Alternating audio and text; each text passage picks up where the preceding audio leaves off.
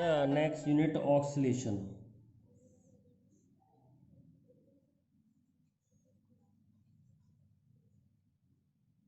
Oscillation में हमारे syllabus में जो है वो है simple harmonic motion.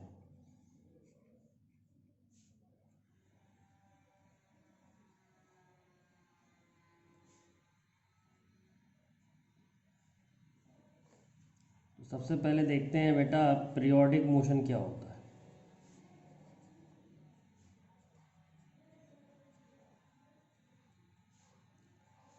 Motion which repeat after regular interval of time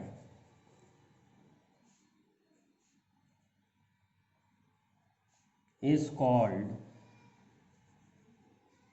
periodic motion।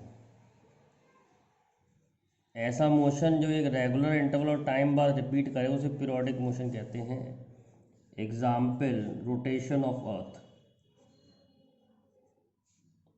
तो बेटा रोटेशन ऑफ अर्थ कितनी देर बाद रिपीट होता है? 24 hours. Similarly revolution of earth, revolution of earth sun के बाद अराउंड कितनी देर में रिपीट होता है? 365 एंड 1/4 डेज। तो ये इनके टाइम पीरियड है। जैसे motion of hands of clock, motion of hands of clock, जैसे सेकंड हैंड का जो टाइम पीरियड है वो है 60 सेकेंड्स। जैसे मिनट हैंड का टाइम पीरियड है 60 मिनट्स, और जो आवर हैंड होता है उसका टाइम पीरियड होता है 12 आवर्स। 12 आवर्स बाद रिपीट करता है अपना मोशन। तो जो पीरियोडिक मोशन होगा उसका कोई टाइम पीरियड ज़रूर होगा, जितनी देर बाद वो रिपीट करता है मोशन। तो पीरियोडिक मोशन क्या होता है? ऐसा मोशन जो एक फिक्स इंटरवल बाद रिपीट होना चालू हो जाए उसे कहते हैं पीरियोडिक मोशन। अब देखते हैं ऑसिलेटरी और vibratory motion.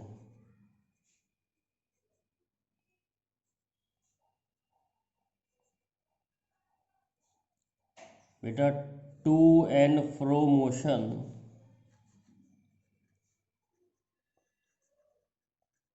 About mean position,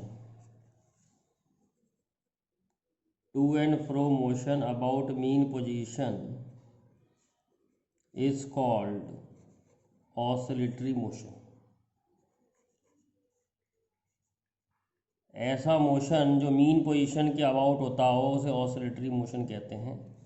जैसे एक पेंडुलम है, इसकी ये मीन पोजीशन है, मीन पोजीशन से इधर जाता है, मीन पोजीशन से इधर जाता है, इसी मोशन को टू एंड फ्रो मोशन कहते हैं। जैसे ये स्प्रिंग है, स्प्रिंग के ऊपर मास रखा है, इसको दबा दिया और छोड़ दिया तो ये ऊपर जाएगा, नीचे जाएगा, और नीचे जाएगा, ऊपर जाएगा। जैसे ये स्प्रिंग है, ये मास है, इसको खींच के छोड़ दिया तो ये ऑसिलेटरी मोशन करेगा। तो to and fro motion about mean position को हम ऑसिलेटरी मोशन कहते हैं। अब ऑसिलेटरी मोशन के बाद आता है बेटा harmonic motion.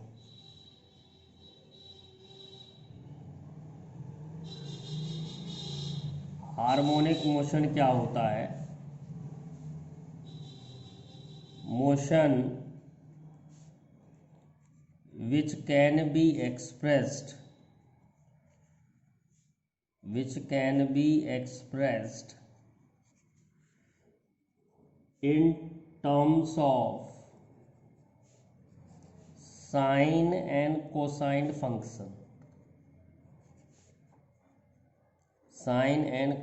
function, are called harmonic motion। जैसे कोई मोशन हो रहा है, जैसे कोई ऑसिलेटरी मोशन हो रहा है, तो उस ऑसिलेटरी मोशन को अगर हम किसी साइन या कोसाइन फंक्शन, यानी उसके डिस्प्लेसमेंट को साइन या कोसाइन फंक्शन से दिखा सकें, जैसे y is equal to A sine omega T और b cos 2 ओमेगा टी, ऐसे दिखा सके, मतलब डिस्प्लेसमेंट को, ये डिस्प्लेसमेंट है, डिस्प्लेसमेंट को साइन या कॉस फंक्शन में लिख सकते हैं अगर, तो हार्मोनिक मोशन होता है। तो हार्मोनिक मोशन जो होता है वो ऑसिलेटरी मोशन का ही पार्ट होता है। ऐसे ऑसिलेटरी मोशन जिसको साइन या कॉस में लिख सकते हैं उसको हम हार्मोनिक मोशन कहते हैं। और जो इसके अंदर भी एक कैटेगरी आती है वो आती है सिंपल हार्मोनिक मोशन, जो हमारे सिलेबस में है। Simple harmonic motion, motion which can be expressed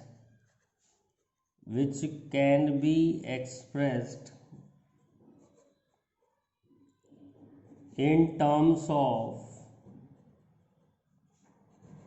single sign and cosine function, मतलब एक ही साइन हो या एक ही कॉस हो। Motion which can be expressed in terms of single sine and cosine function is called simple harmonic motion. Is called simple harmonic motion.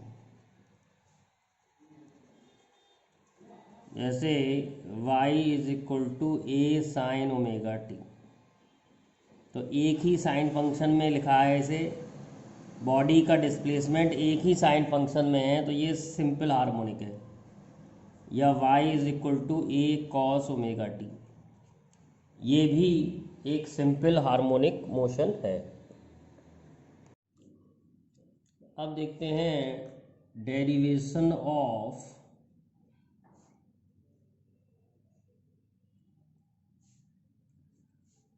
Equation of SHM. SHM का मतलब simple harmonic motion. तो बेटा एक pendulum oxalate कर रहा है ऐसा मान रहे हैं,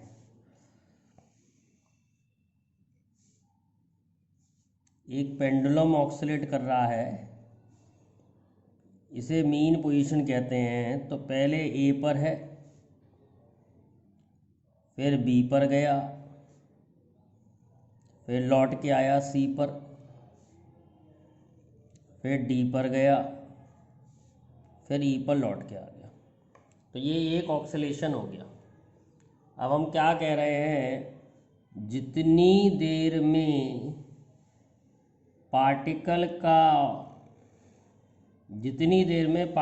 का एक ऑक्सीलेशन हो रहा है, उतनी ही देर में यहाँ पर एक बॉडी सर्कुलर मोशन कर रही है। सेम टाइम पीरियड है इसका। तो जैसे यहाँ पर है ए, अब ए से बी गया तो इसका 1/4 ऑक्सीलेशन हो गया, तो इसका 1/4 सर्कुलर मोशन हो जाना चाहिए। फिर बी से सी पे आया, इसका हाफ ऑक्सीलेशन हो गया, तो हाफ सर्कुलर मोशन हो जाना चाहिए। फिर ये डी पे आ गया, 3/4 सर्कुलर मोशन हो गया, और वापस आ गया तो पूरा सर्कुलर मोशन हो गया। इधर इसका एक पूरा ऑक्सीलेशन हो गया।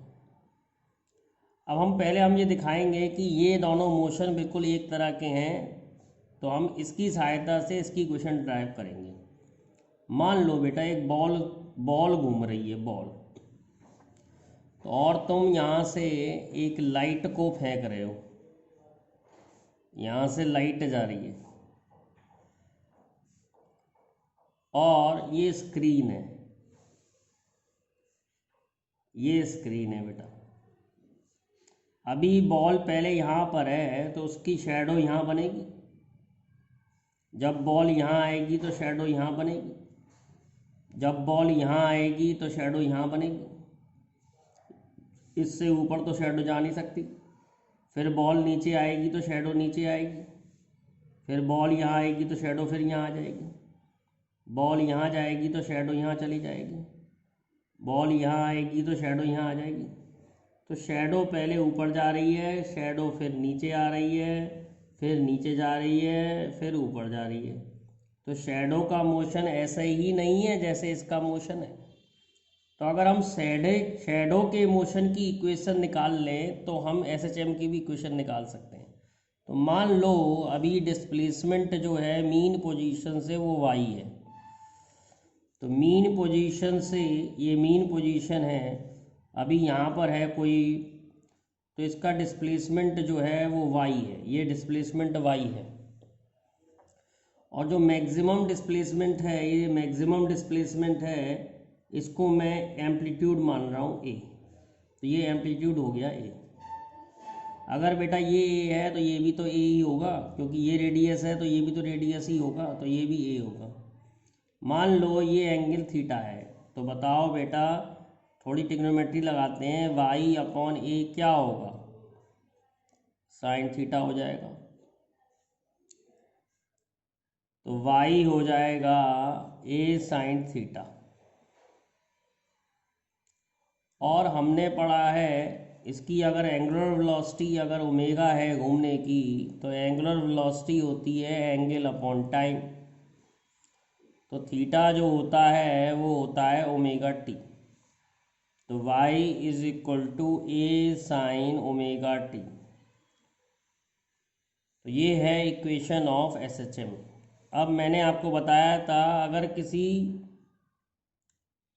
किसी पार्टिकल के मोशन को, यानी कि जैसे इसके डिस्प्लेसमेंट को हम एक साइन में लिख सकें, सिंगल साइन में लिख सकते हैं, तो वो एसएचएम है। तो ये एसएचएम है। तो y is equal to A sine omega T एक एसएचएम है। और इसमें जो ओमेगा टी होता है, ओमेगा टी ध्यान रखना, ओमेगा टी फेस होता है। फेस और थीटा, यानी कि ओमेगा टी और थीटा एक ही बात है, क्योंकि थीटा कोई तो ओमेगा टी लिखा था, थीटा जो है फेस है। अब बताओ जब पार्टिकल ए से बी चला जाएगा तो एंगल कितना हो जाएगा, बी पॉइंट पे एंगल हो जाएगा तुम्हारा 90 डिग्री, यानी जब एक्सट्रीम पोजीशन पे पहुंचता है तो फेस 90 हो जाता है। और जब वापस लौट के आएगा सी पॉइंट पे तो एंगल कितना हो जाएगा, 180 हो जाएगा, नहीं हो जाएगा, तो फेस 180 हो जाएगा। डी पॉइंट पे 270 हो जाएगा। और फिर तुम्हारा जो है जब पूरा ऑक्सीलेशन हो जाएगा तो फेस 360 हो जाएगा। तो एक ऑक्सीलेशन में फेस 360 हो जाता है, दो ऑक्सीलेशन में फेस जो है 720 हो जाएगा, क्योंकि फेस टाइम के संग बढ़ता रहता है, कभी भी कम नहीं होगा। तो फेस से आप बता सकते हो कि पेंडुलम कहाँ पर है, कहाँ पर है पेंडुलम।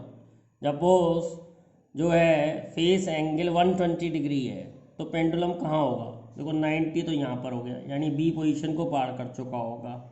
और 120 तुम्हारा कहीं यहाँ आएगा, 120 यहाँ आएगा, तो बी और सी के बीच में होगा, मतलब पेंडुलम जो है बी से सी की तरफ आ रहा होगा। तो फेस से हमें पता लगता है कि कितना ऑक्सीलेशन हो चुका है, फेस डिसाइड करेगा कि कितना ऑक्सीलेशन हो चुका है। तो फेस की डेफिनेशन ये भी होती है, face it describes the position of a particle, it describes the position of a particle in SHM। मैं फेस को डिटेल में पढ़ाऊंगा आगे और इस पर न्यूमेरिकल भी कराऊंगा, अभी केवल इतना ही बता रहे हैं कि फेस जो है यहाँ से देखना होता है, यहाँ से, ये है फेस, यहाँ से नहीं देखना, ये फेस नहीं है, फेस यहाँ से मिलेगा आपको। एक्सट्रीम पोजीशन पे ये एंगल 90 नहीं होने वाला है, लेकिन एक्सट्रीम पोजीशन पे फेस की वैल्यू कितनी है, 90। तो फेस इस सर्कुलर डायग्राम से मिलेगा, या अगर आप ओमेगा टी निकाल लें इस इक्वेशन से तो फेस मिल जाएगा आपको। अब देखते हैं बेटा velocity of particle in SHM. बेटा हमारे पास फॉर्मूला जो है वो डिस्प्लेसमेंट का है, y is equal to A sine omega T, ये फॉर्मूला डिस्प्लेसमेंट का है। और हम पहले से ही पढ़ते हुए आए हैं कि डिस्प्लेसमेंट को डिफरेंशिएट करने पे वेलोसिटी मिलती है। तो वेलोसिटी होती है dy/dt। तो ए साइन का डिफरेंशिएशन होगा बेटा cos ओमेगा टी, और ओमेगा टी को कैसे डिफरेंशिएट करते हैं मैं अलग से करके दिखा देता हूँ।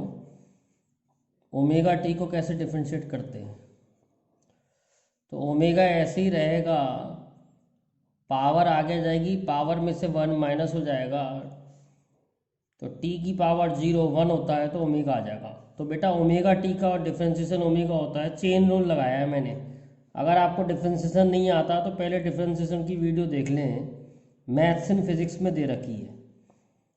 तो ए ओमेगा कॉस ओमेगा टी, बेटा ये वेलोसिटी का फॉर्मूला हो गया। तो बेटा एक तो फॉर्मूला आप ये याद रखेंगे वेलोसिटी का, ए ओमेगा कॉस ओमेगा टी। एक और फार्मूला भी बन सकता है, ए ओमेगा कॉस ओमेगा टी को हम लिख सकते हैं 1 minus sign square omega T, और साइन ओमेगा टी जो होता है, साइन ओमेगा टी पहले वाली इक्वेशन से हम लिख सकते हैं y/a। तो साइन ओमेगा टी को मैं अगर y/a रख दूं तो y²/a² आ जाएगा रूट।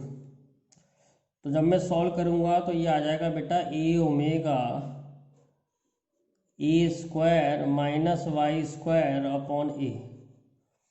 तो फाइनली वेलोसिटी का फॉर्मूला आ जाएगा ओमेगा √a² माइनस y²। तो बेटा आपको दोनों ही फॉर्मूले याद रखने हैं। ये वेलोसिटी का फॉर्मूला है इन टर्म्स ऑफ डिस्प्लेसमेंट, और ये वेलोसिटी का formula in terms of time. दोनों ही फॉर्मूले काम आते हैं, दोनों ही फॉर्मूले याद रखने हैं बेटा। नेक्स्ट देखते हैं बेटा acceleration in SHM. Acceleration of a particle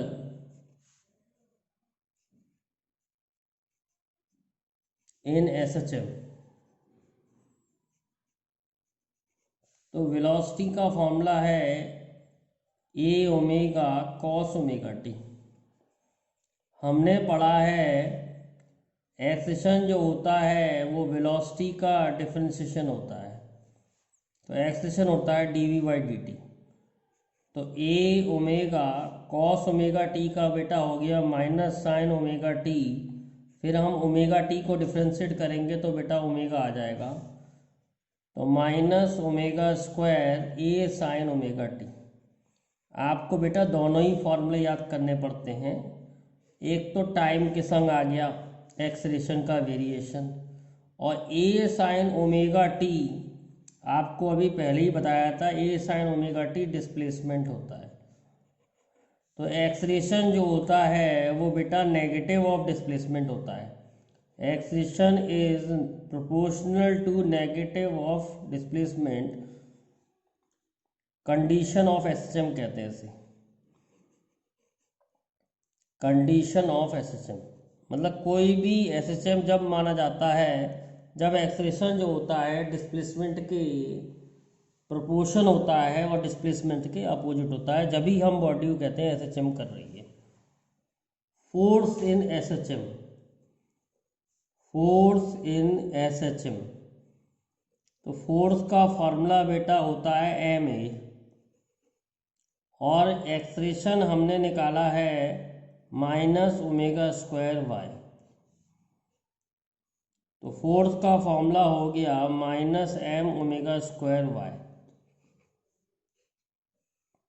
तो ये भी कंडीशन है एसएचएम की कि फोर्स जो होता है वो नेगेटिव ऑफ डिस्प्लेसमेंट होता है एसएचएम में। कैसे समझेंगे इस बात को? पहली बात तो एसएचएम करने के लिए फोर्स डिस्प्लेसमेंट के प्रोपोर्शन होना चाहिए। दूसरी बात फोर्स डिस्प्लेसमेंट के अपोजिट होना चाहिए। इस बात को ऐसे भी कह सकते हैं कि फोर्स जो होना चाहिए वो मीन पोजीशन की तरफ होना चाहिए। तो मैं लिख देता हूँ नेसेसरी कंडीशन फॉर एसएचएम। इसको हम नेसेसरी कंडीशन कहते हैं एसएचएम की। Necessary condition for SHM. पहला, force is proportional to displacement. दूसरा, force is opposite of displacement. Force is opposite of displacement. बेटा फोर्स डिस्प्लेसमेंट के अपोजिट होना चाहिए तभी एसएचएम होता है। या force is towards mean position, या तो ऐसा होना चाहिए, फोर्स मीन पोजीशन के तरफ होना चाहिए, या फोर्स डिस्प्लेसमेंट के अपोजिट होना चाहिए, और फोर्स डिस्प्लेसमेंट के प्रोपोर्शन होना चाहिए। एक एग्जांपल देखते हैं तो समझ में आएगी बात। जैसे ये पेंडुलम है, अब मैं इसको इधर ले गया, मान लो डिस्प्लेसमेंट इधर है, तो mg इधर होगा इसका वेट, इधर वेट होगा mg cos थीटा, इधर वेट होगा mg sin थीटा। तो क्या जो वापस लेके आने वाली फोर्स है वो डिस्प्लेसमेंट के अपोजिट है? अगर डिस्प्लेसमेंट के अपोजिट है तभी एसएचएम होता है, और दूसरा डिस्प्लेसमेंट के प्रोपोर्शन होनी चाहिए तब एसएचएम होता है। आगे देखेंगे कि ये कंडीशन कैसे सेटिस्फाई होती है और किस कंडीशन में ये कंडीशन बनती है एसएचएम वाली। अब देखते हैं kinetic energy in SHM. Kinetic energy in SHM, तो काइनेटिक एनर्जी का फॉर्मूला होता है हाफ mv²। तो दो तरीके हैं हम काइनेटिक एनर्जी निकालने के, या तो मैं ये वाला फॉर्मूला रख दूँ a omega cos omega t, मैंने वेलोसिटी का फार्मूला रख दिया a omega cos omega t। तो काइनेटिक एनर्जी का फार्मूला आ गया half m a² ओमेगा² cos square omega t। एक तो फार्मूला ये हो गया, ये टाइम के संग इसका वेरिएशन दिखा रहा है। या फिर मैं ऐसा कर सकता था, मैं वेलोसिटी का ये वाला फार्मूला रख देता omega under of a² minus y², इसका स्क्वायर। तो क्या फॉर्मूला बन रहा है, half m ओमेगा² a² minus y²। तो काइनेटिक एनर्जी के दो फार्मूले, दोनों ही बेटा याद हो जाए तो अच्छा है, ये ज़्यादा इंपॉर्टेंट है, ये भी काम आता है। Half m ओमेगा² a² minus y²।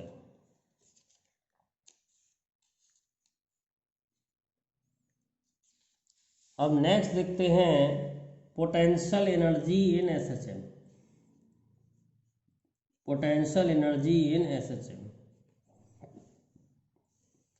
अब एक फॉर्मूला होता है, बेसिक से लेके चलते हैं बेटा।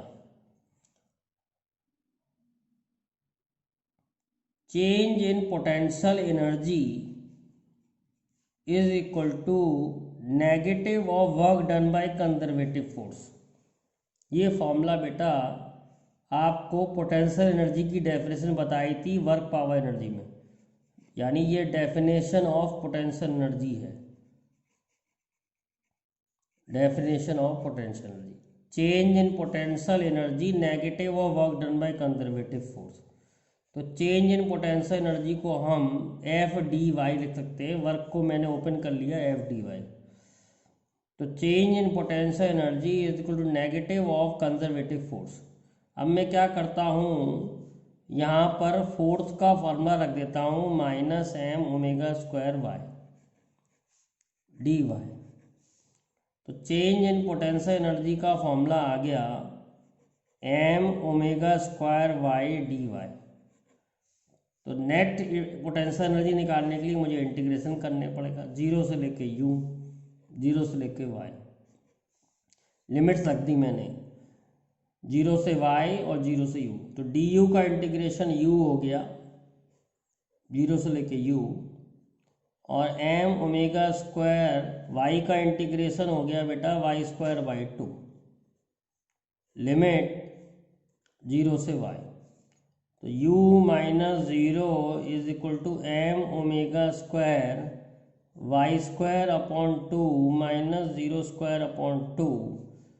तो पोटेंशियल एनर्जी का फॉर्मूला आ रहा है हाफ m ओमेगा² y²।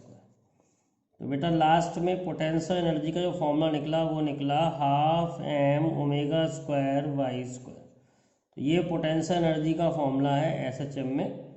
और अगर मैं वाई की वैल्यू रख दूँ, बेटा वाई क्या था, वाई था ए साइन ओमेगा टी। अगर मैं y की वैल्यू रख दूँ तो हाफ एम ओमेगा स्क्वायर ए square sine square omega T, ये भी एक फार्मूला निकल रहा है पोटेंशियल एनर्जी का। तो पोटेंशियल एनर्जी के दो फार्मूले हैं, एक y के टर्म में, एक t के टर्म में। अब देखते हैं बेटा टोटल एनर्जी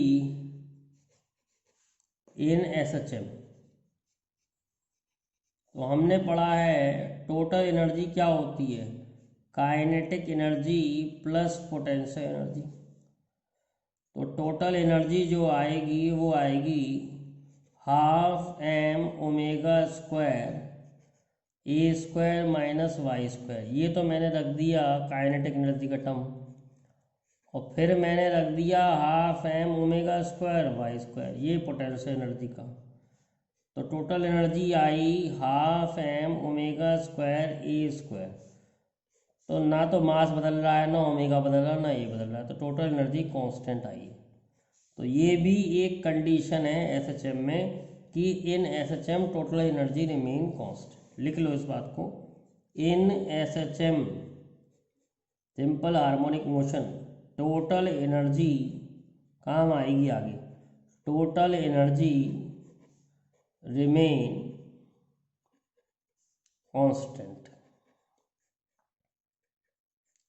एक सिंपल सा क्वेश्चन और करके देखते हैं एसएचएम से रिलेटेड, फिर नेक्स्ट वीडियो में हम इन सब चीज़ों के ग्राफ बनाएंगे और आगे डिटेल में चलेंगे।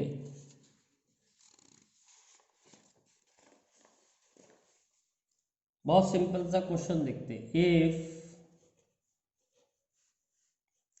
Kinetic energy is equal to potential energy,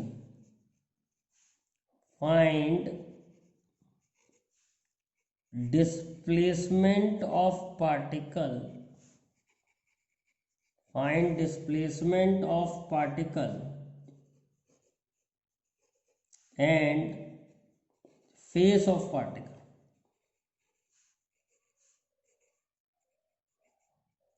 अगर काइनेटिक एनर्जी और पोटेंशियल एनर्जी इक्वल है तो बॉडी का डिस्प्लेसमेंट क्या होगा और उस समय फेस क्या होगा। तो बहुत सिंपल है, kinetic energy is equal to potential energy.